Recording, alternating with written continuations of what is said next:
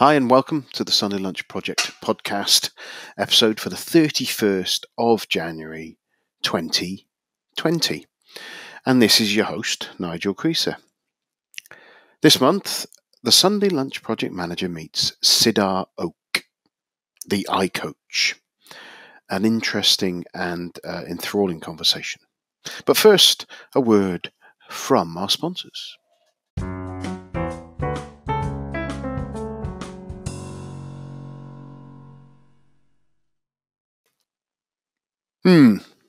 Sponsors. We don't have one this month, unfortunately. We have lots and lots of availability, so if you're interested in sponsoring the show, then please get in touch at sundaylunchpmpod@nigelcreaser.com. I look forward to hearing from you. News. Well, the interview that I had with the website PM Tips went live on the 2nd of January. It was quite interesting listening to myself back on that. If you want to have a quick read of it, it's on their website, or you can watch not watch the video. It's not a video really, it's just a YouTube version of it, the audio. Although I will at some point hopefully feature it on this podcast. So you'll catch it somehow. I'll try and force it down your throat some way, one way or another. I continue to try to write my novel. It's been tough this last month. Things getting busy at work, other stuff going on, the dark nights giving me lots of lethargy. So it's a bit of a tough slog, but actually every time I'm doing it, I'm really enjoying the experience, enjoying the ideas, enjoying the outlet really. So having a good time with that. I've not got any full interviews done this month, which isn't what I planned, but I've got one scheduled for really early next month, so that'll wrap up the roster for the first quarter of the year. I've got quite a few people saying, yes, great, I'd love to come on, and we just need to join up diaries and get them scheduled. Some really interesting people I'm getting on there. In February, talking of interesting people, I have Emily Lubrecht's M the PM. So that'll be the end of February. That was a great conversation as well. So looking forward to bringing you that one. And I've also got a really interesting Sunday brunch episode, which I hope to bring to you middle of March. Again, got to record it next month, so I don't want to tempt fate on that one. In other stuff, personal stuff, I might mention that I'd been, over the last few years, I've been playing around with Alexa skills.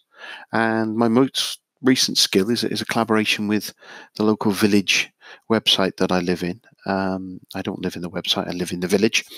And helping them get another channel to engage with the community and helping the community find out what's going on in the village.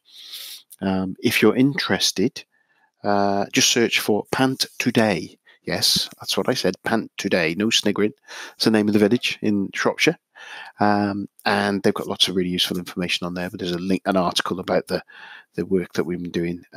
Or you can search in the Pant Today Amazon Skills store. It will be very niche from the point of view of if you don't live in Pant, you probably won't find a great deal of interest there, but thought I'd mention that one. Other than that, it's not a great deal to talk about in January. Just getting back to the flow of the year and thinking about some goals. So I think that's enough for me, and I will let you have a listen to the interview with the wonderful Sidar Ok. Speak to you later. Today on the podcast, we have Sidar Ok. Sidar is an enterprise strategy and technology expert with a passion for achieving tangible outcomes, an experienced and motivated manager, entrepreneur, enterprise architect, and coach with a vast experience in influential, innovative digital transformation at strategic management levels and consistently bringing results-orientated insights. He advises at a strategic and solution level for organizations and manages programs and projects and oversees innovation.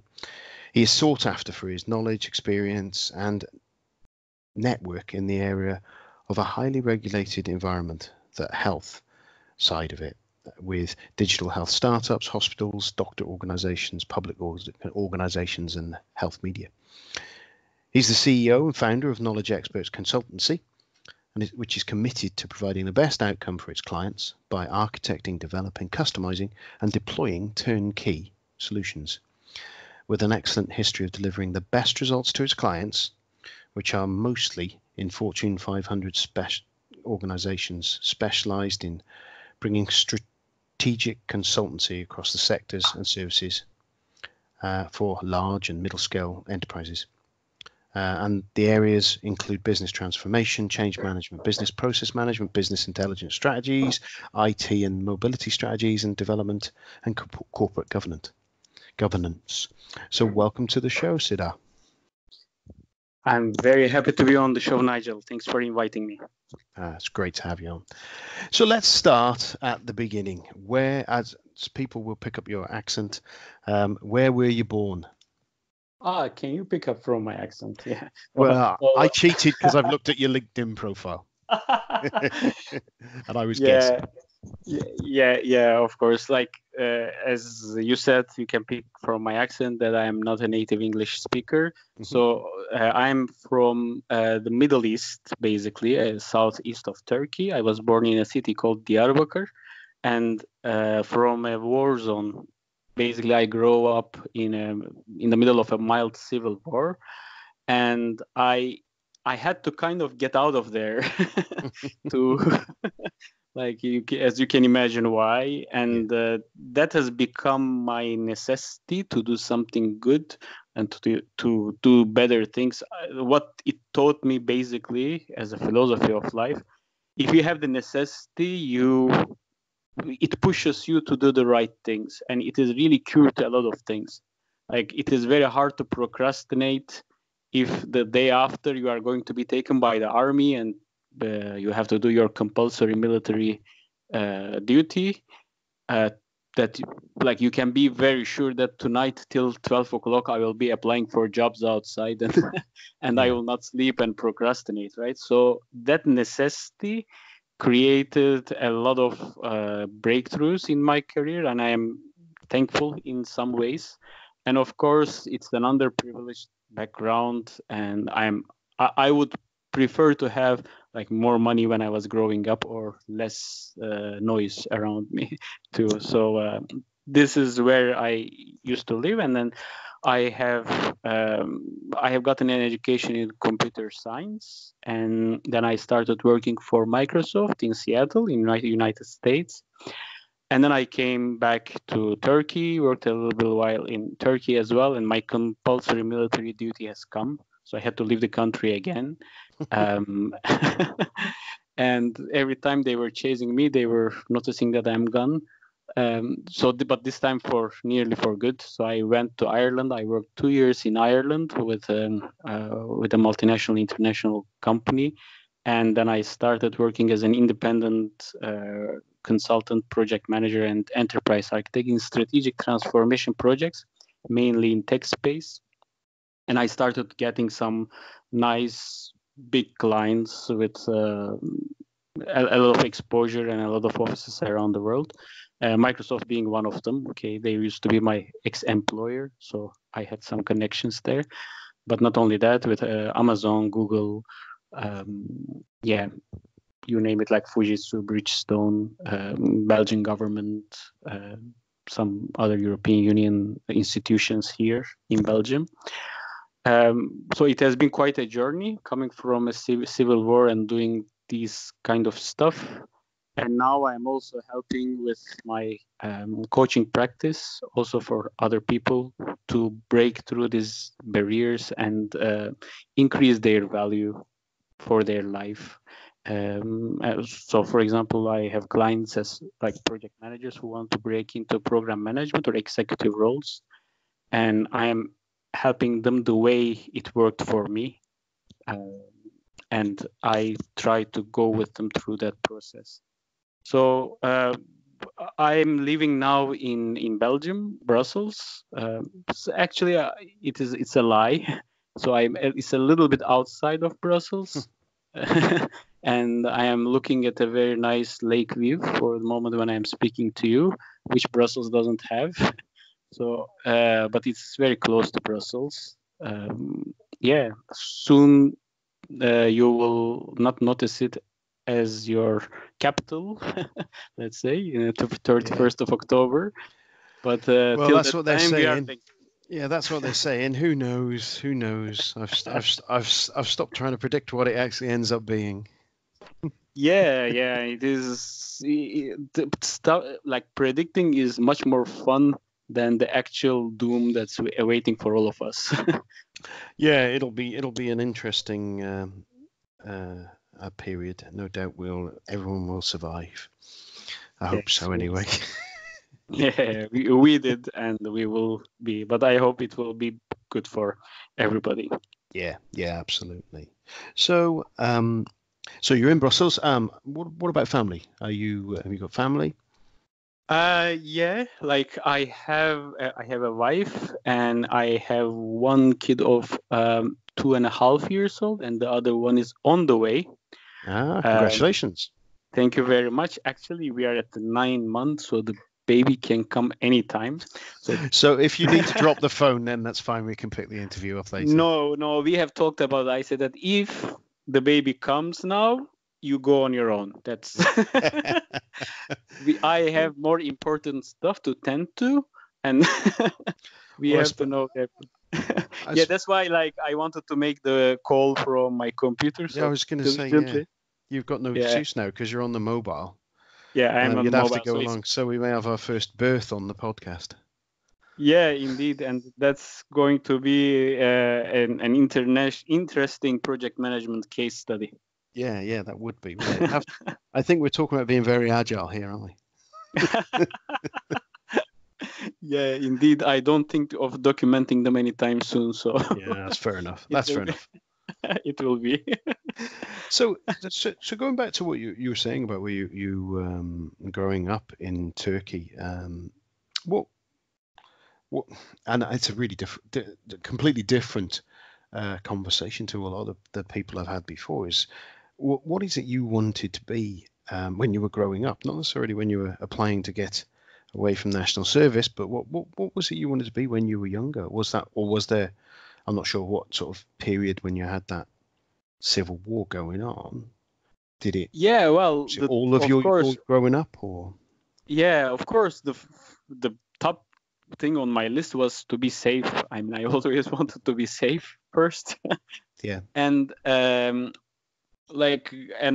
probably it is not a common answer for a lot of kids when you are very small to say that, okay, I'm going to be a project manager. I didn't know what a project manager was till I was even graduated after the university. I mean, I have studied computer science, and I have not seen any computer till I was 17.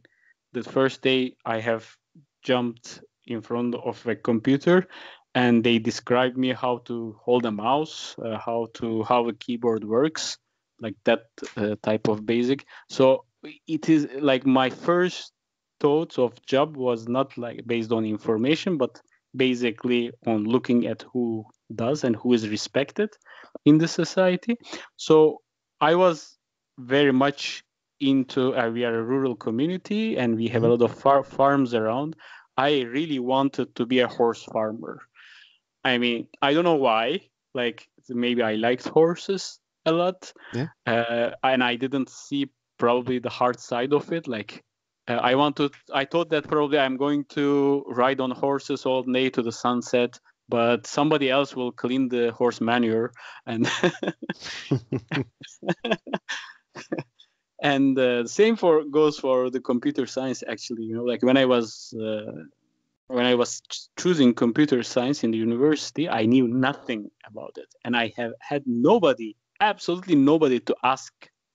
And we didn't have computer classes at I didn't do any programming at all. Like now it's like everybody and their 3-year-old kid has to do programming. We all Yeah. have to learn it, etc. But at those times, it used to be like, I was like, I want to go to study programming, and they were like, oh yeah, from the morning till evening, you want to play computer games, and and actually, it was true. I wanted to play computer games.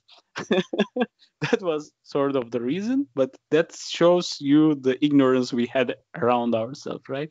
We didn't know any better. Yeah, I think even so, there's quite a few 17-year-olds who look around today and think they're would like to play computer games as their career anyway, wouldn't they? Every day. Yeah, Even now. And now you see that it's a real career. Like Yeah. that's the thing. A lot of people are earning a lot of money, like millions, that you and I cannot dream of by just looking at computers and streaming their games via Twitch. Yeah. And yeah, like 10 years ago, we would be making fun of those ideas, and now it's everywhere. As you have also noticed in the technology, there has been trends going up and down, and some trends striking back. So in our years, like in the 90s, the game used to be something for the nerds, right? The video games. Like if you are truly a computer savvy person, only then you would be able to get some access to some gear that you would be able to play some games. And that's why the fathers, etc., like the newspapers, you would always read like, yeah, games are killing the creativity of the kids, they are making people more violent, etc. And now there is no such thing as a gamer anymore. Everybody is a gamer.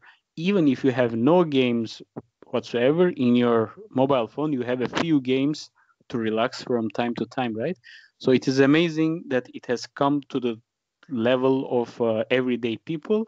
And I see a very interesting parallel with this with project management as well. Like project management used to be like big construction firms in 80s and 90s, right?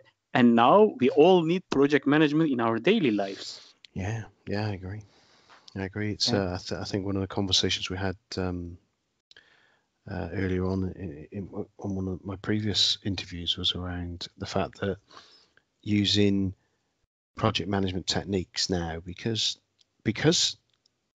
every job you're in, you tend to end up being in projects of some description, certainly in sort of office type based roles, but even at the simplest level, you can use the project management skills to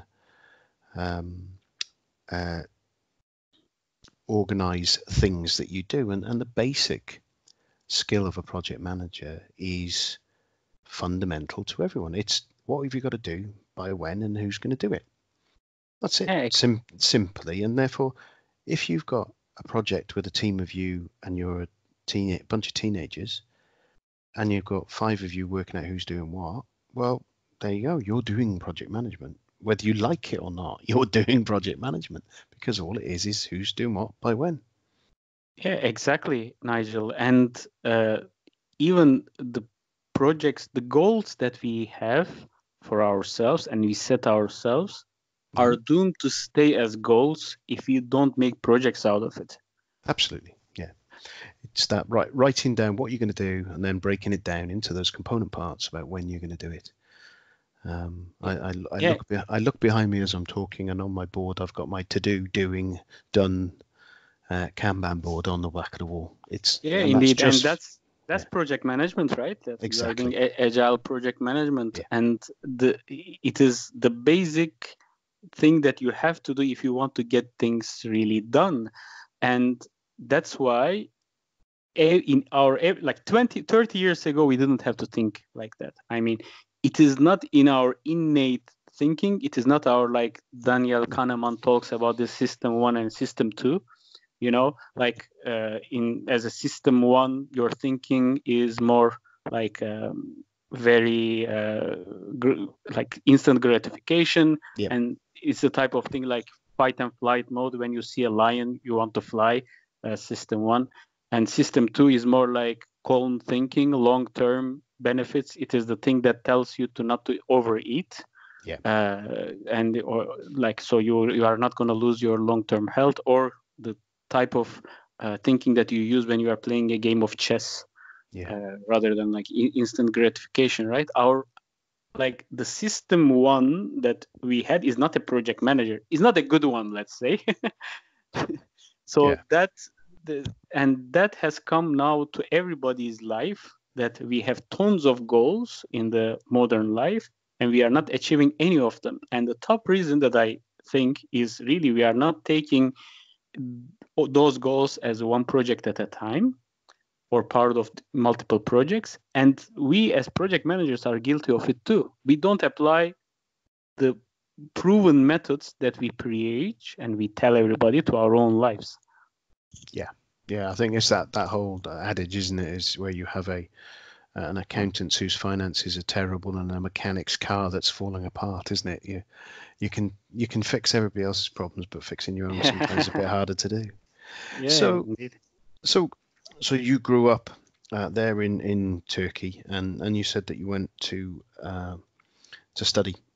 Well, so how did that work? Because obviously, I'm guessing within the Civil War, the education processes in the area where you were not very structured. How did you get to do all the training that you needed to, or qualify to get to university, etc.? How did that happen?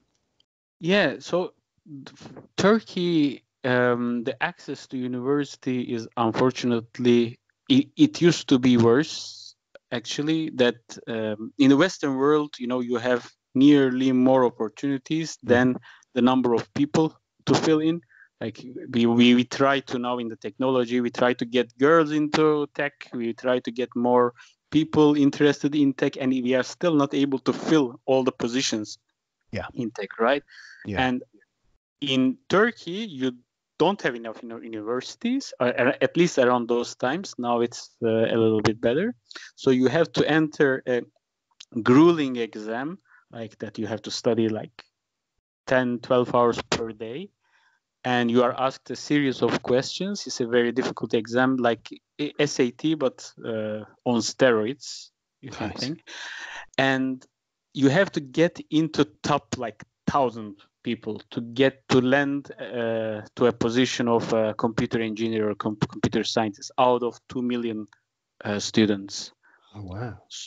So that's incredible if you come to think of it. Like to study something as vital as a computer scientist, like because it's in everyday life, you have to you can only select people, like 1,000 people out of 2 million, which is like 1 in 2,000 basically. So that was difficult, but I was able to put in the hard work and at least get through that, and I ended up being able to go to the west coast of Turkey, beautiful Asian city called Izmir, and there was no civil war there, so problem partially solved. Of course, that was till I graduated and had to do my compulsory military service. Nice. But that's for later. But the education that I received, I cannot complain about it. It was free. Well, free. I still had to pay a little bit for my studies, but I certainly didn't have to go through a big loan, like our friends from US who are listening will cherish those moments of payments, I suppose. But I was lucky that I was able to access to that level. And when I was studying, I had to also work at the same time. And I was lucky that computer science gives you opportunities that you can study and work at the same field, right? Like if I was studying philosophy, then I would probably have to go and do some animations or clonesque, whatever. But in computer science, I was able to go and study as do some work and earn some money as a professional programmer as well, and also sharpen my skills at the same time. And that's how I actually started to work with Microsoft. I started to write articles for their website, and unsolicited articles. They had an academic website, and I would just show up. I say, look, I have written an article about the technology you have. And they were like, yeah, cool, okay. And 1, 2, 3, 5, 10, like that. So then they began to notice that, okay, this guy is super interested in our technology. He produces good content. And now I look at those content, they are terrible, of course, but for that time, it was very good. And it put me into the radar.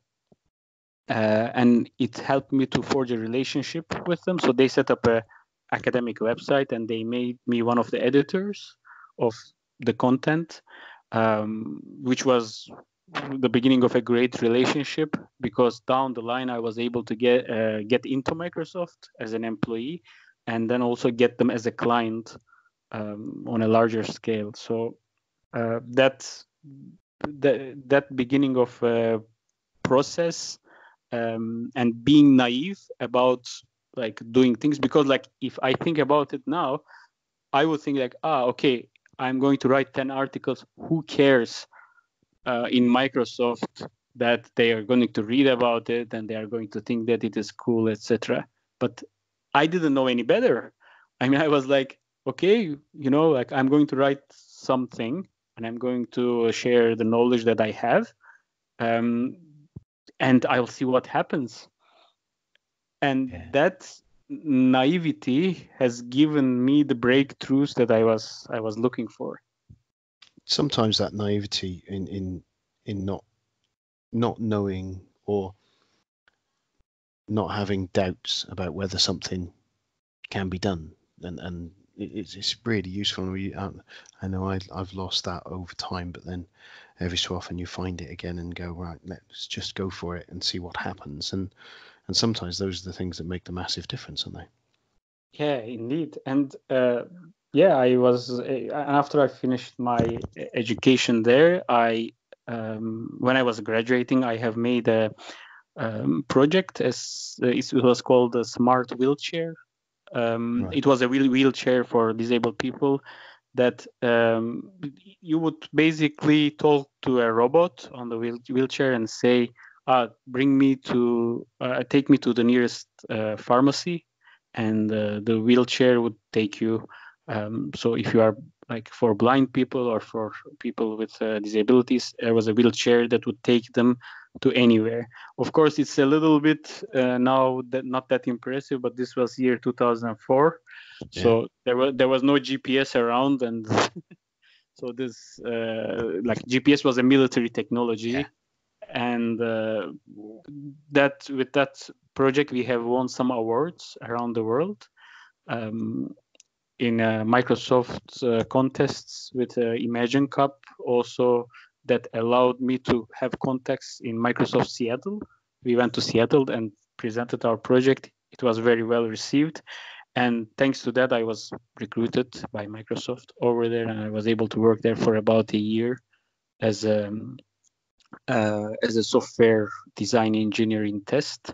And that's how I started really getting into the nuts and bolts of the technology. I didn't start, and I don't know if you can start a technology business from day one as a project manager, but for me, it had to have been a steady increase of, so I started as a software engineer and I became a senior. I became an architect, and I started getting small parts of the projects that make interesting cases and differences. Then I started to get more and more projects like this, and then before you know it, I was managing multiple projects, and I started to gain some more exposure about the P&L and the executive part of it, and that's how I broke to the higher levels and strategical decisions. And also with my background as an enterprise architect, I was able to juggle both balls, etc. So it has been like a steady growth. I didn't, for example, have an MBA and just become a project manager or an executive out of nowhere. So I had to do my own MBA within the life by myself. Yeah. So if as you went through that, what kind of industries have you been involved in then? I've looked and I saw that with the intro you've been involved with healthcare, and that kind of explains where you're starting with the building of the wheelchair. I assume that's part of Is that a passion Yeah. of yours, or what?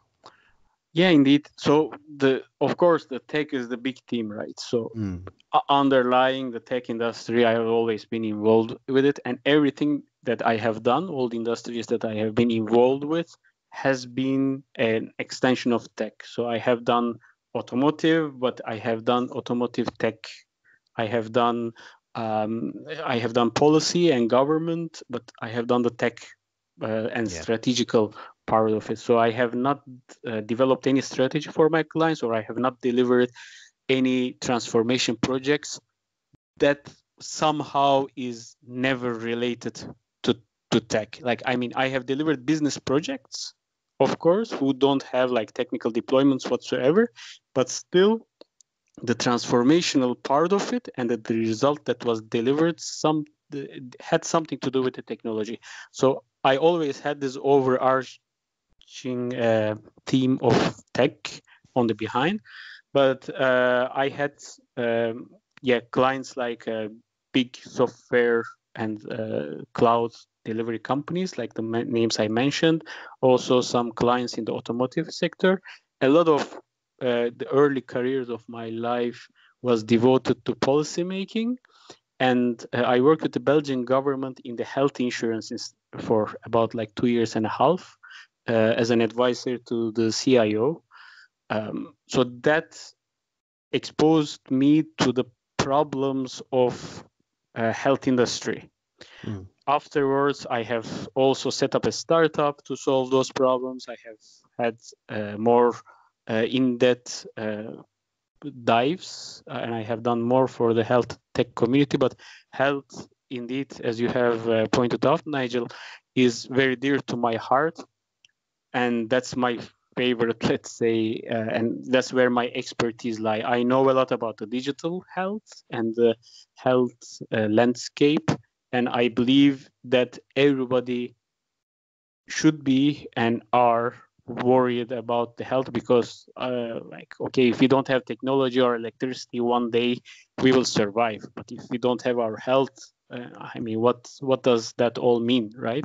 And it affects everything else. It is the basic infrastructure of our lives, and I am yet appalled that like most of the government policies and also the people are not we are having more and more progress, right? We are more careful about what we eat. Our personal health is one thing, but as a policy wise, our governing bodies really can be very let's say like technology averse and be very risk averse. I can understand them as well, but at the same time, we have to find a balance, and that makes me a little sad. And that's why I wanted to get more activities on it to speed up this process and to help those people, because like the things that would possibly take in a health tech startup like 2 days, in the government it takes like 2 years. And I'm not exaggerating. This is not. I know what you mean. I can see what you mean. It's kind of I think that's a reflection of the fact that most government organizations are large, and any organization at large immediately starts to lose its ability to change quickly, doesn't it?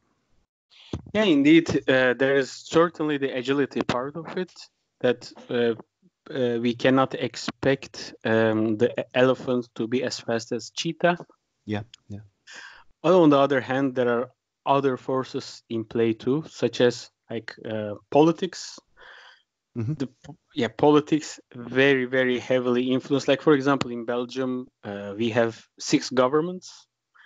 Actually, currently, we don't have any of them because they couldn't form the government, and it takes famously a lot of time in Belgium to form governments. And I think we broke the record a couple of times of being managed without a government for like about 2 years. Nothing to be proud of, but that's where we are. We have 6 governments and we have tons of local communes, And everybody in those government and in those roles have a say in every decision.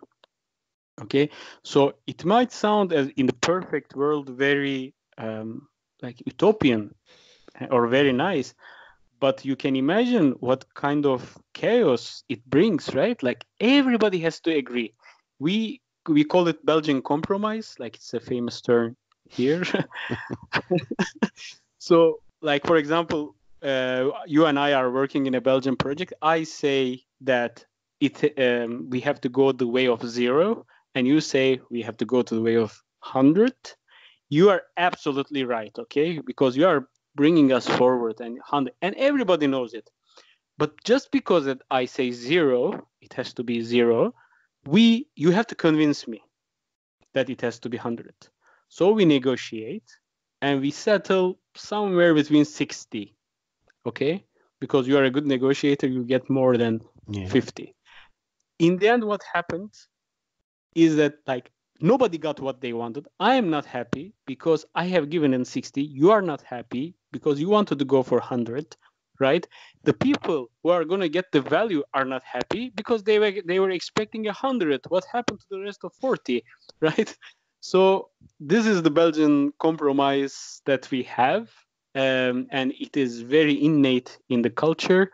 But I found a lot of different negotiation tactics that can speed up this process. But I'm sure, like in every kind of culture, in the UK as well, you have some sort of cultural traits in your daily project management practice. I'm sure you can give some examples. Yeah, I think you're right, and I think the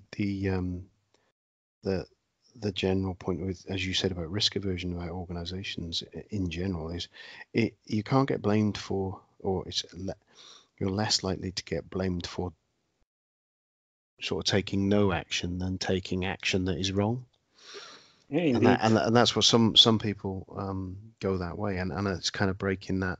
And the problem is because the world is changing so quickly, so fast now, as we said earlier about the fact that everyone has a project, is that actually you just need to be changing, and you need to be ready to change, because stagnation is the thing where I think we've all heard the story of Blockbuster, the story of Kodak, about these organizations that had massive competitors there, but they sat there and went, no, well, we do it this way, so if we don't change, we'll be all right.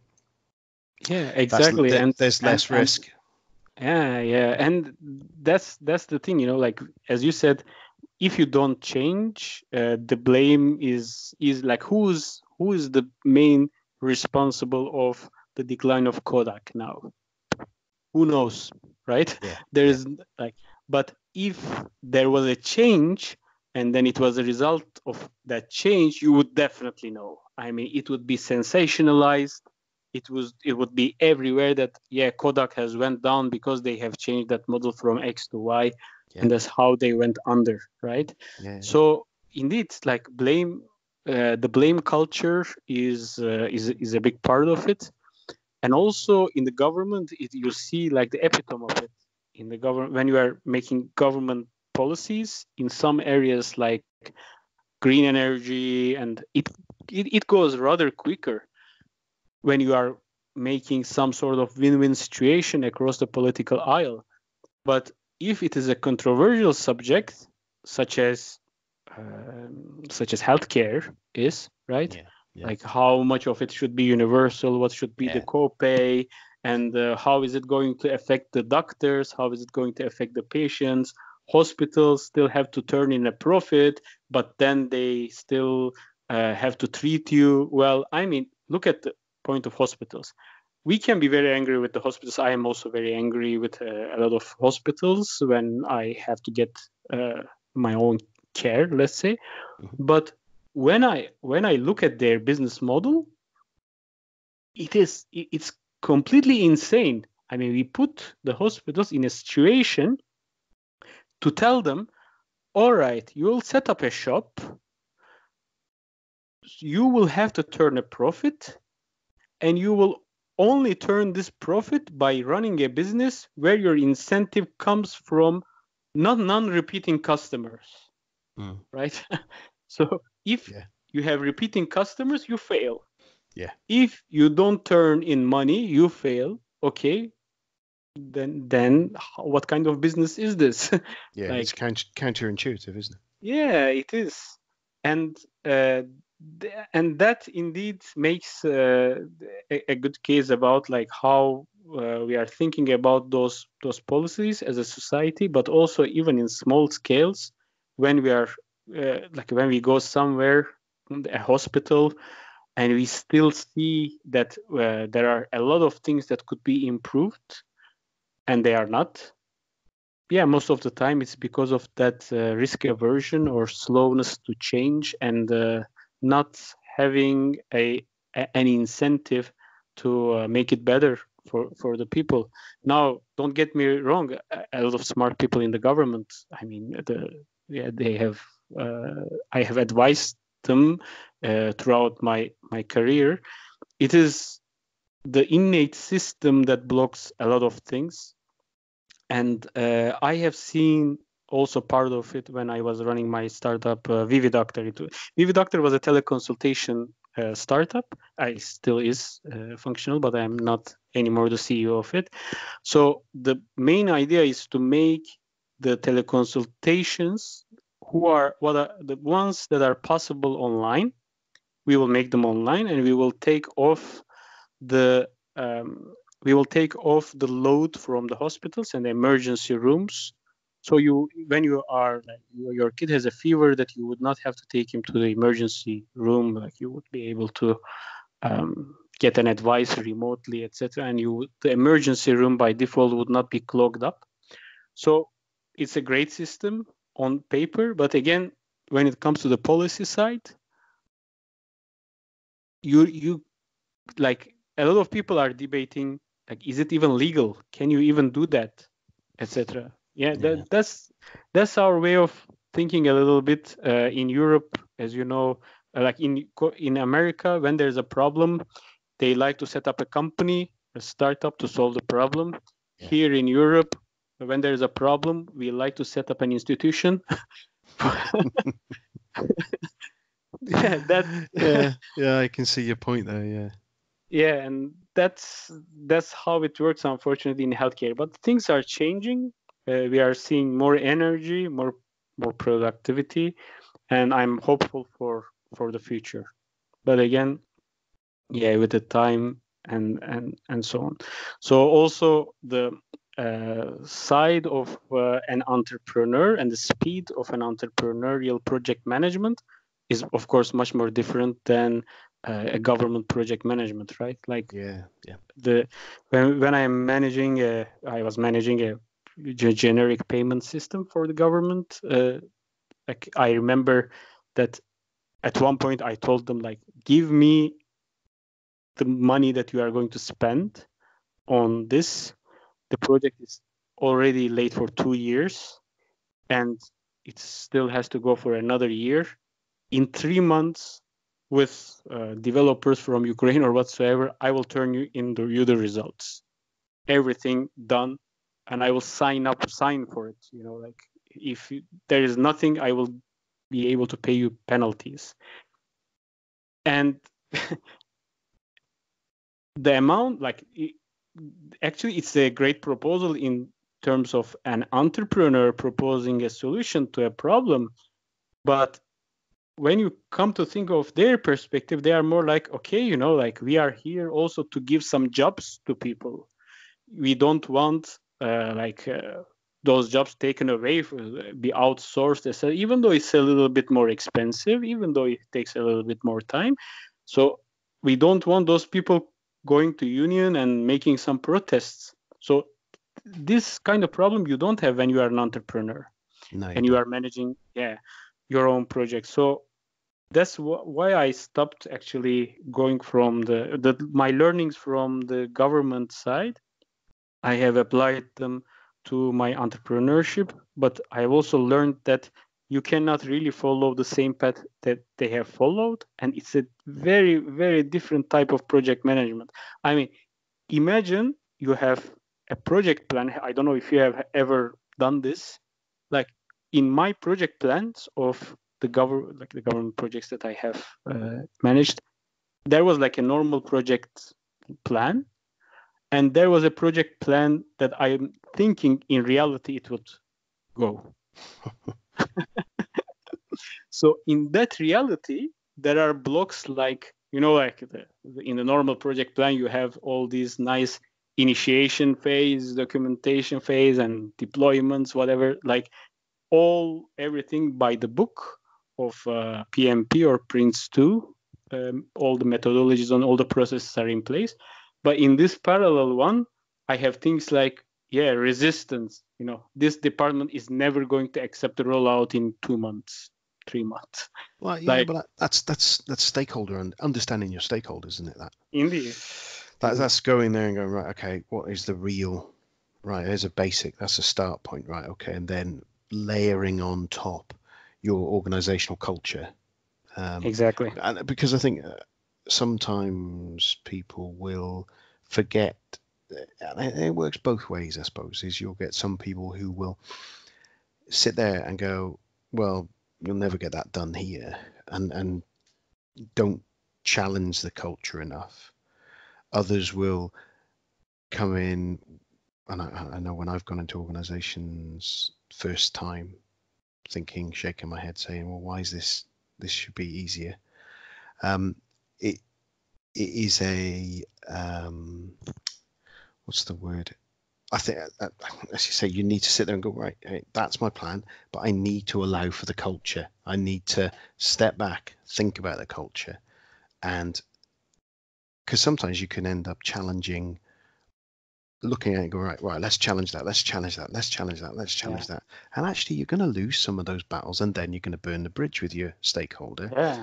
And then if you burn the bridge with that stakeholder, when you need them later, it's too late. So you kind of got to, like you say, you layer that bit over the top, and you've got to work within the culture of whatever that organization is. It might be, as you said, some of them you may sit there with your processes all there, and they're going, why are we doing all that rubbish? Let's just get on and do it, because it's the opposite end of the scale, isn't it? Exactly. Yeah. And that's how it works. I mean, it is very easy to get focus on the certifications, the processes, and really living people aspect of it behind, and forget that you are dealing really with people to make these things happen, right? So I completely follow what you say. Yeah.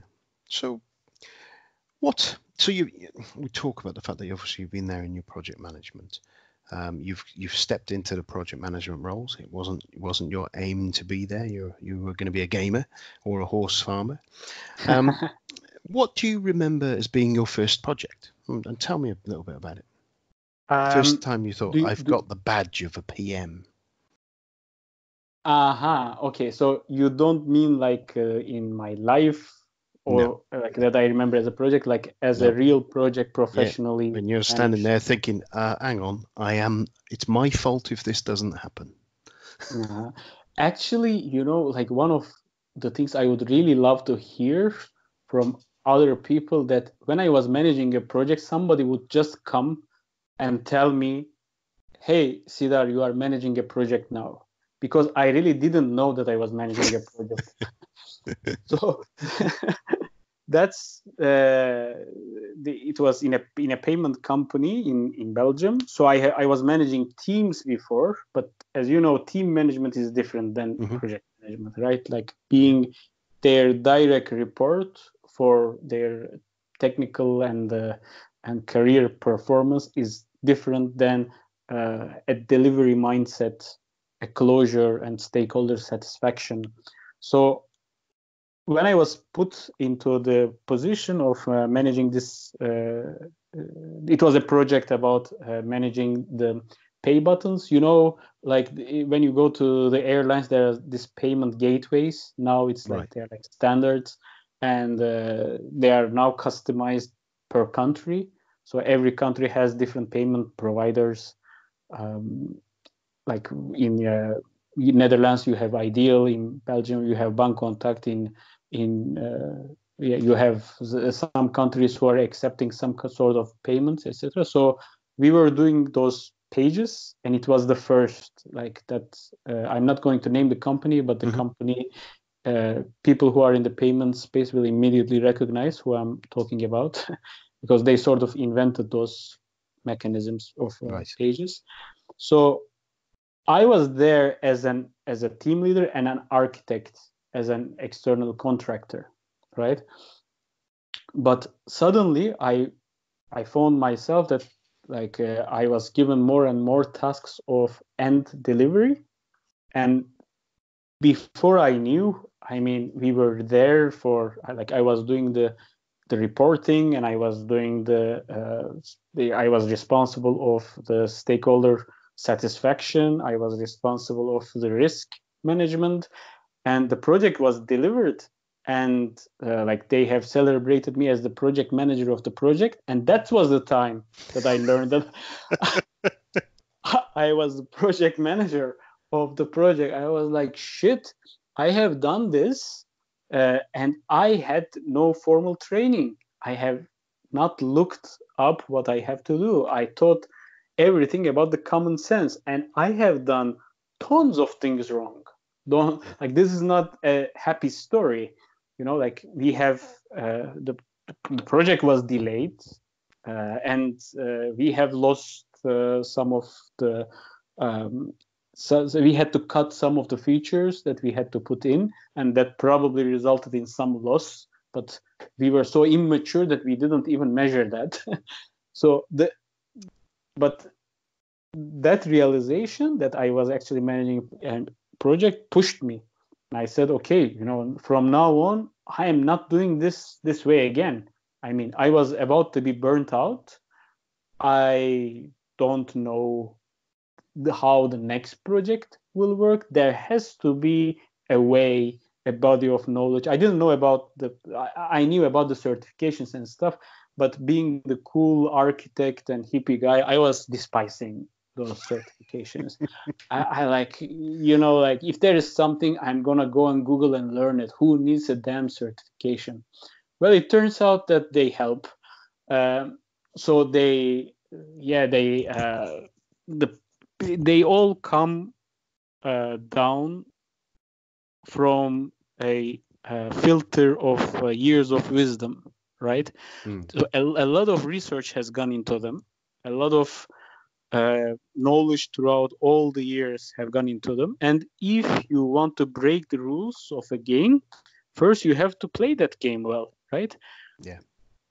And that's what I learned the hard way. And that was my first project. It was, thank God, not a super large project. It was about like a size of €1 million, give or take. Mm-hmm. So it didn't have so much of an impact, but the effects of it is, to me, currently it's still everlasting. I mean, why wouldn't somebody tell me all these things?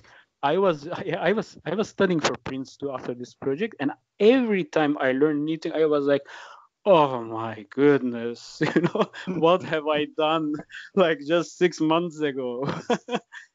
And I suppose the good thing you've got there is that you had that scenario where you did it without knowing you were doing it.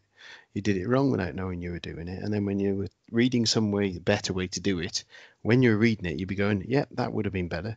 Whereas if you'd read it beforehand, you might have gone, well, why would I need to do it that way? So you kind of, maybe it's a good way of doing it. I don't know. Yeah, indeed. Project management by stealth. Yeah, it's like you know, like that saying goes, in theory there is no difference between theory and practice, but in practice there is. I know that. Yeah, very good. So this is exactly about that. I mean, when you learn one of them first, you will always be wrong, and you will get to some points. But recognizing the mistakes that you have made is at times very difficult. Is even more than like learning the correct way, and it inhibits the growth. Because, you know, like you can tell me now that, okay, Sidar, you have to make certain that you have your sign of conditions set in stone before you are going to the last stage or the closure of the project. You should never go into a meeting not knowing that it's going to be signed off or not. I mean, yeah. it's a great advice, the standard.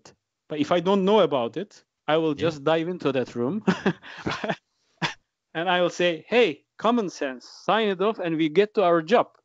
Yeah. Right? But it doesn't work that way. Like in that sense, the theory helps, right? But where theory doesn't help is when the shit hits the fan. Yeah. When you have angry stakeholders who want their part prioritized and all the conflicts, all the schedules are merging into themselves and one team member doesn't like the other, etc. Like these things you don't learn from books, or you learn part of it by from negotiation or self-help or whatever, but no certification is going to tell you about this, and that only comes from the practice. And that's why what I like about project management. It really makes me feel human, and the steps that we are taking. Like I think a team without a project manager is a group of people. It's not a team. The thing that makes a team is being centered around the goal. And if there's not one person dedicated, and I don't mean it as a hierarchical way, I'm really thinking you can even think of it as a secretarial way, right? A person who makes sure that we are on track, we are going to have something. That person is what makes a team. That person forces us to collaborate, talk to each other, etc. Otherwise, it's just a social group of gathering of people, and we are not even centered around the goal. We are just centered around the salary, right? Yeah, you're right. I think there is that. You need someone, and I know in these days of agile and that, you still need that project manager, the product owner who sets that vision going forward of where the team needs to be going. Otherwise, you can be going off anywhere. Yeah. So you said that first project wasn't, fortunately, it wasn't a large project. So what was the largest project that you've managed? And when I say large, and I say this to all my guests, it's not. I don't necessarily mean it's the biggest number of days or the biggest number of pounds that you spent, or the biggest. It could be the number of people you influenced. It could be the number of, or just that felt the biggest to you. Mm-hmm. Well, I think that's actually an easy one, because like those kind of big feelings, you remember them very easily. Like it comes as a wave, and you relive those feelings. I had a Russian construction company as a client, and I met the CEO of this conglomerate in a meeting in Istanbul, and I was working with another project at the same time in Belgium. So I was just for holidays. I was not for business purposes there. And this was year 2013, and we have started to talk about the company, his company strategy. It's a big name. I'm not going to again name the name, but I can say that the amount of businesses that they are making, both with the European companies and within Russia and with US, is in the numbers of B. So big firm. It's a big firm, right? But I didn't know the guy. I didn't know that he was the CEO, but he was a friend of a friend. So we were talking about like general strategical issues, and I was talking about the strategical thinking, about the technological development, the enterprise architecture, how we make the roadmaps to go from as is to be architectures, because these people, you have to understand that they are all like physical architects, and they have ways of managing their roadmaps like from year going back. And I was like this new guy in his 30s, so I was not even 30, I think, 30, 31 or so, and coming and telling them, oh no, if you are battling in the new economy with the big league people, then you have to change the way, otherwise you are going to crash and burn quite soon.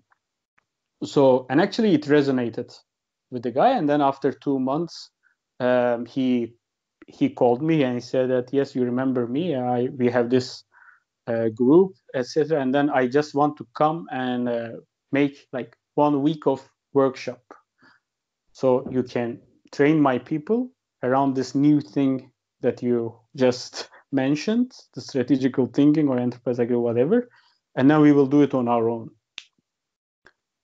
And I was like, I don't think that it quite works that way. Like, can we really do it in a week and be done with it, and you will be able to do everything by yourself? But I said, okay, I will come and I will learn about the situation as well.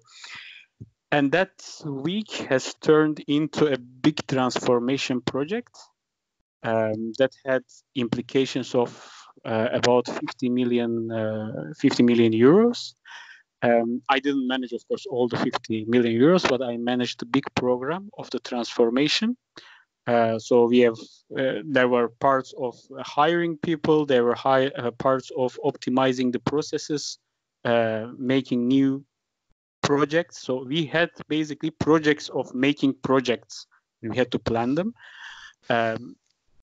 And I would say that I have finished within 9 months, I have finished the first part of it.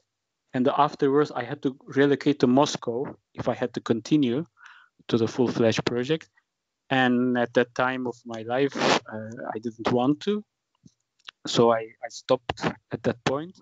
But I would say that that's the biggest project with the biggest impact in terms of even the dollar value or euro value, also the number of people, and also that was before the Russian sanctions. So they really, I'm still in touch with the CEO, and I'm helping them from time to time. And they really appreciate that they got their ducks in order before the sanctions arrived. Yeah. Wow. That does sound like a beast of a project. Indeed. So you can count it as a program because it was so maybe it is a little bit cheating.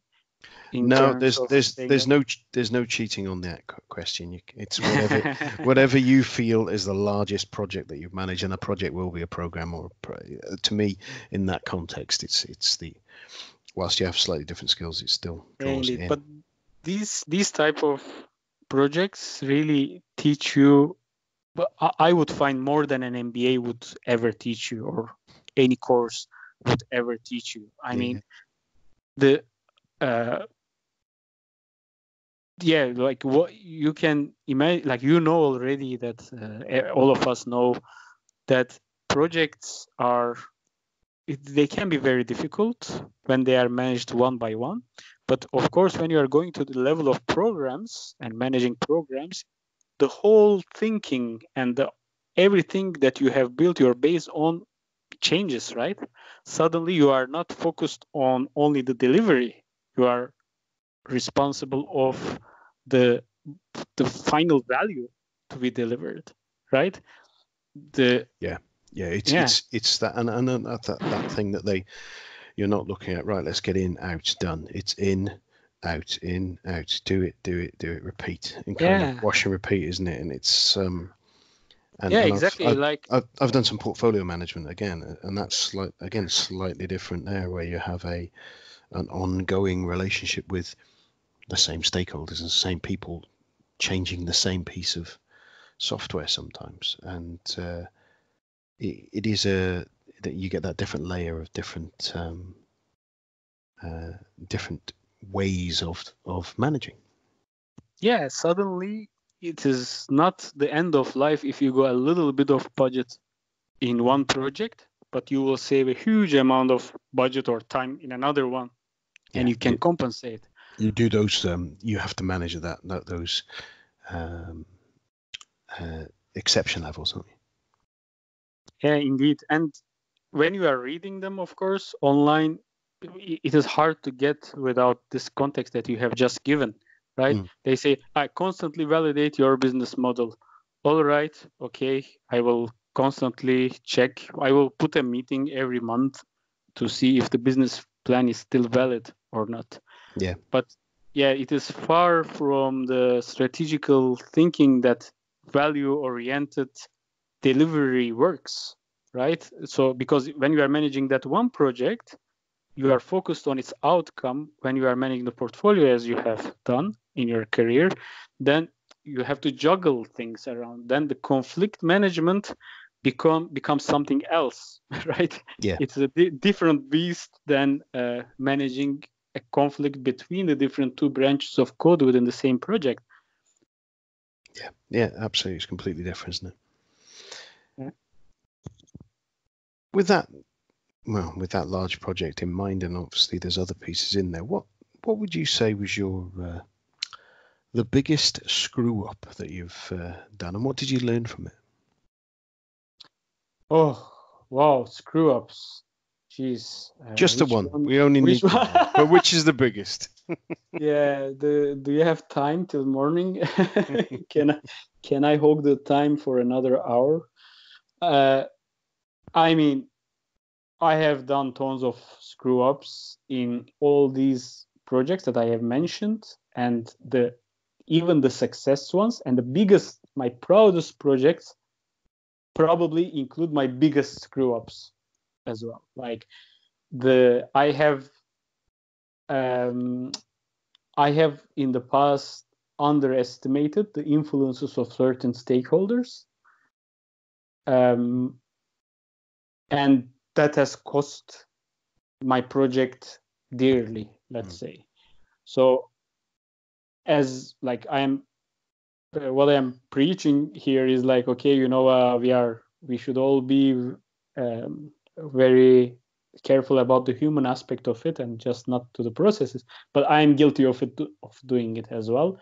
Like in one project, I remember with one of the energy companies of one of our local governments here.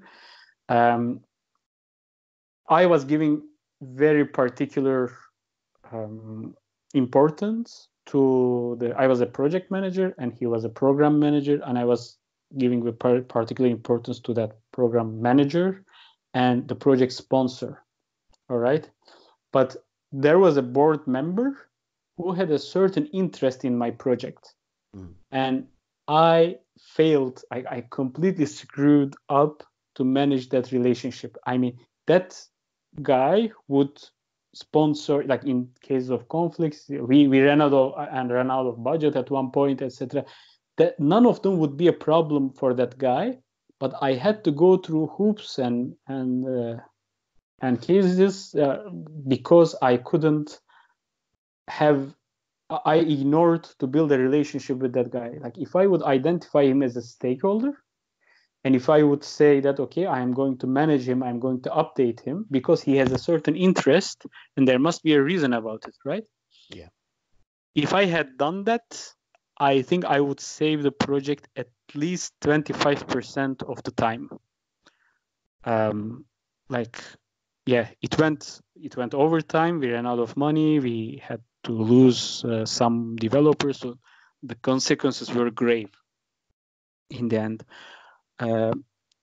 Fortunately, the project was delivered and it was a success, and we had some sort of support from all the layers, and we were able to get him on board. But had I done it before, that would be a completely different story. So I would call that, I think if I look to the past, like I have done other mistakes who have cost some money, some time, or I have missed an email, or I was not productive in one day and the other one. So all those things fade. when I look at this one. I mean, the stakeholder management, as you have also stressed out, I think is one of the most important aspects. Yeah, absolutely. So you said that was also reflected as being one of your proudest project deliveries as well. How is it the pride element of that? I like to measure the success of project for myself after finishing the project in two ways. Like the first one is what is the value provided to the people who have paid for that project or program, and secondly, what is the value provided to me? And that value has to be an everlasting, a very concrete value for me. Like, did I become a better project manager? Did I become a better communicator? Did I learn more? How did I evolve also personally? Right? So that's why that biggest project was also my proudest project, because first it has changed a lot of lives of people all around the world, and thanks to that, about like 15,000 people were not laid off when the sanctions arrived. That's what makes me proud. I mean, I can take credit. I will take credit actually for myself when I'm telling to myself, okay, like I could have, if I didn't meet this guy, if he was not on board with this transformation idea, and if he didn't want to spend this $50 million of project bringing no money, this project brought no money. It's purely internal transformation for the big business to come and also optimize the costs. If he didn't do that, if we didn't do that together, if I didn't succeed in igniting those ideas, I mean, the company would crash and burn. It would be 1/10 of its size. It wouldn't survive at all. So it also has other aspects, of course, but this, like, they wouldn't be able to show the agility that they are showing today. Actually, after the sanctions, they have grown more. So so that's I take pride in this kind of things. But of course, every project, end of every project delivery, you have the sense of pride. I don't know if you have that too, but like we did it. I mean, we have been through a lot of bumps. We have had tons of meetings, but now we have the sign off. Now we are seeing the customers who are getting value out of it, and that's a great feeling. I have also managed some projects for Human Rights Watch as a volunteer. That also is another feeling, right? Like those kind of project management or scheduling. That's, let's say, it's a glorified scheduling. What you do there, you touch to the people directly, and you change really people's lives immediately. And I really recommend it to anybody, a newbie project manager who is starting, to go and volunteer in any organization, not just Human Rights Watch or UNICEF, whatever. But it is difficult to get into project management positions nowadays, right? I would say 10 years ago, 15 years ago, it was way easier that you would show some sort of technical prowess on some certain area, and they would make you a project manager of that project. And now they are looking for experience. But how are you going to get experience without the experience? Yeah. Right. So it's a chicken and egg problem. And volunteering is one of the best ways to get there. And that's another feeling, of course, but the pride, of course, doesn't come over there by the excellence in project management. It comes more, helping another human being type of thing. Yeah.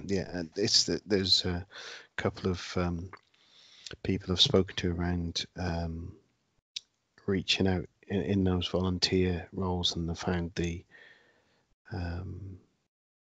the positive impact it has on them is huge. So Yeah, indeed. So looking at my list of questions, I have only a couple of questions left, and they are my usual sign-off ones.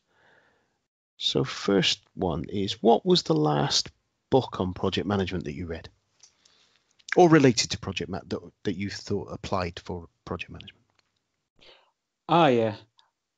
Well, I like before anything, I always have a copy of Getting Things Done on my desk, and it's always a motivator for me. Like if I am stuck, if I am procrastinating, if I am not in the mood of being productive, I just flip a few pages. I know everything inside and out. I don't even have to look at the book, but it gives me the comfort that it puts me into the mindset of going for a flow, that mode of go, go, go. You know that, right? So that's my go-to book. It always is on the top of, like, you hear the noise now. This is coming from the book. The blog, I actually listened to the latest podcast with Dr. David. Yeah, David Hilson. David Hilson, yes, I'm a great fan of his work, and I have to err on his side. Like I don't follow blogs. Like I don't think that a lot of people follow like one or two blogs now, but we are like, okay, we search for stuff, and then something comes on LinkedIn, and then we click on it. So we don't consume channels, but we consume what is important in our like social circles somehow. For example, like Nigel sends me a link, it is much more likely that I will click than somebody I don't know, or just because I have to put that filter on myself, right? So I cannot say that I follow diligently a blog, but there are some like, as I said, that I have some go-to books that I always follow. Like Getting Things Done is one of them, and whenever I am stuck in something, I'm Prince2 certified, and I like to look up things also in the Prince2 documentation. I refer to that a lot. During my job, especially, like if I have to search for an authority, like sometimes it's difficult to establish an authority for some type of people who know the job, they are expert at it. Like for example, at this construction project, we had my direct boss. I was working with the CEO, of course, but my direct was like a 60-year-old expatriate Russian who knows everything about construction. And me, I know like nothing about construction. I mean, and the guy can tell us from 50 meters that I don't know anything about it.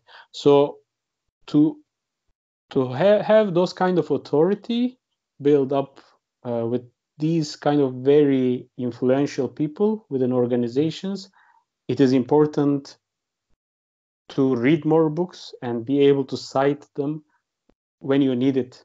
Yeah. Be able to pick up that knowledge, isn't it? Yeah, indeed. So and of course, always a fan of the podcast. So yes, Sunday Project Management podcast is the best. It will be even better. Thank you very much. That's very kind of you to say so. Just thinking of it's my penultimate one now. And maybe that was kind of what we covered a minute ago, but what top tip would you give to a seasoned PM, someone who's been out there, they've got all the battle scars, but maybe there's something that you see or you found yourself that you think, actually, you quite often forget this, remember this? Yeah, actually, this is a very good way of looking at the top tip question. Like, we quite forget, as I just said 2 minutes ago, like there are 2 postmortems that I do with myself. after every project. One of them is what is the value provided to the client, and the other one is what is the value provided to me. What? And I think this second part, in the name of selflessness, is often forgot. And if a project manager wants to really advance in their career, like a mid-level project manager in a mid-career, my top tip would be that invest in their value. And after every project, like looking at the value that you provide to the client, like looking at the lives that you change or the way of businesses that you transform, look how it has transformed you as well. And that would be really like life-changing if I would look at back as well, and if I also see how many times I didn't follow this advice myself and how it could change, the impact is amazing. Like if I don't think about myself, and there's nothing wrong with that, right? We should all think about ourselves. Absolutely. Nobody thinks about you if you don't think about yourself. Like, what in this project, the client has got a multi-million euro value. The project team has got a nice raise or so, and we have got also some monetary compensations or whatsoever. Okay, but what did I get? What did I get? The value that is everlasting that I can use in my next project? Did I gain a better skill? Am I a better project manager now? Did I get like a specific knowledge in an area that makes me, for example, I managed an SAP project, and now I can go and build and find some jobs in SAP as well. Like, it can be as simple as this. Yeah. But these post-mortems would be my top tip to a seasoned PM.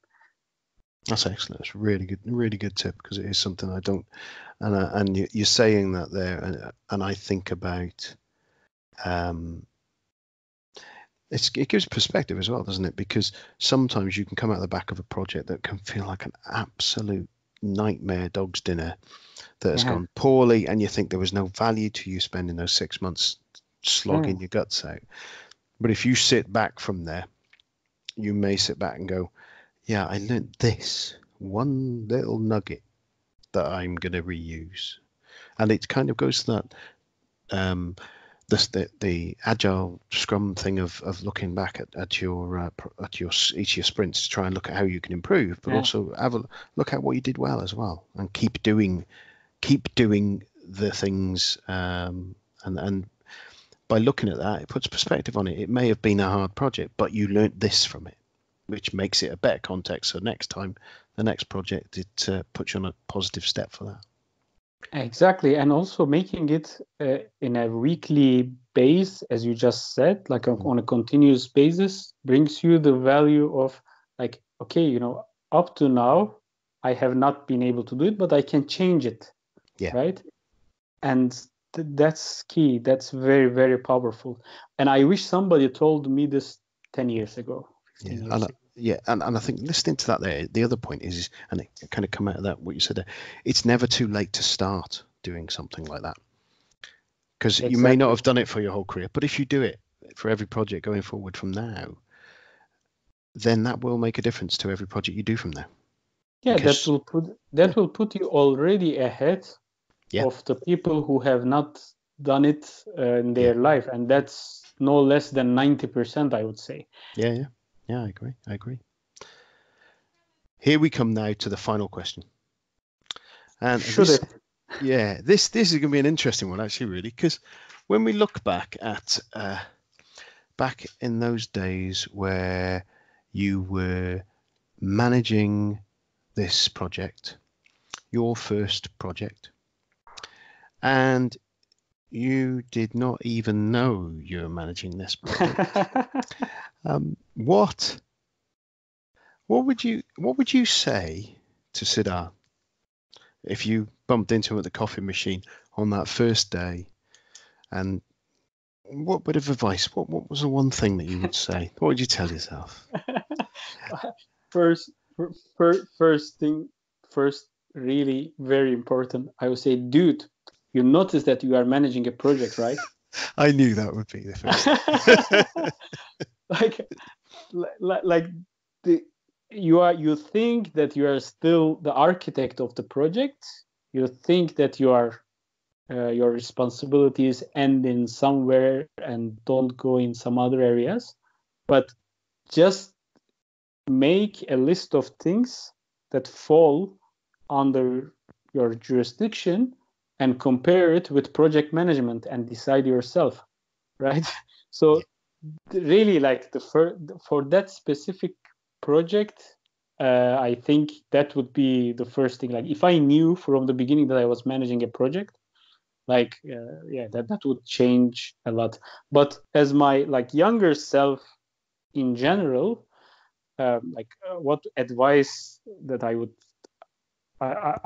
give, the first thing that I would say, I mean, like put more time on people, relationships, networks, than plain technical knowledge of project management. Yeah, absolutely brilliant. Well, Sidar, that has been a fantastic interview. It has been interesting, entertaining. As first project manager that I've had so far that didn't know they were project managing and until after the project. Yeah, so there's another unique. I had to be honest. So if people want to get in touch with you, follow what you do, I know you do, whether you do a bit of blogging and stuff, or you mentioned some podcasting, what's the best way to get in touch with you?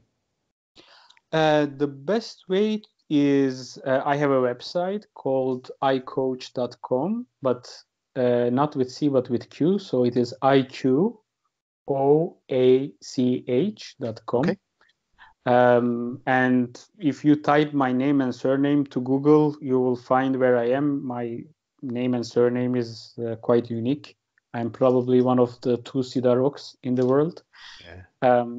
And who knows where the second one is. The other place, like they can add me on LinkedIn. They can also read my blog. I have some interesting guides nowadays that I am writing for project managers who would like to become an independent, who would like to have more freedom in their finances, etc. So I dive a lot in that iQoach practice in the human aspect of the project management and self-development of a project manager. So they can chime in and give more ideas. I would be very, very happy to discuss everything. Brilliant. That's everything for me. Again, I just want to say thank you very much for coming on the show. It's been very entertaining, and have a wonderful evening. Thank you, Nigel. It was my pleasure. I hope you really enjoyed that interview with Sidar. I know when I had it, there was some real food for thought there around what he'd been through in his career. So, like I say, I hope you really enjoyed it, and thank you to Sidar for coming on. If you know anyone who has an interesting take or a story that you think listeners would be intrigued about that relates to project management, then get me on an email at sundaylunchpmpod@nigelcreaser.com or get hold of me on one of the email and social media sort of things. I'm on Twitter, Facebook, Instagram, and the handle is sundaylunchpm. Any other comments you want to send across, fire away to that as well. And obviously, there's some time and effort in the show. But if you'd like to support the show, spread the news would be fantastic. I'd like to ramp up the number of people listening to it. By doing so, then we may be able to get some interest in some more sponsors and maybe bring some more interesting interviews. I had one interview which I was keen to get hold of, but they have a minimum level of downloads that they'd like to contribute to the show, which I can't blame them. So anything you can do to share the show would be brilliant. Also, if you want to craft a 5-star review on whatever platforms you're listening to, if you want to give some financial support, obviously there's the books when I were a project manager, and project manager the sketches available on Amazon. Or I've got the Patreon page, patreon.com/SundayLunchPM. But as ever, as I say every month, more importantly to know any of those things, it's great if you could join me again next time, where we can get some insightful and interesting information from my next guests. But remember, project management is funny. Well, it's goodbye from me, Nigel Creaser, and it's goodbye from him, the Sunday Lunch PM. Goodbye.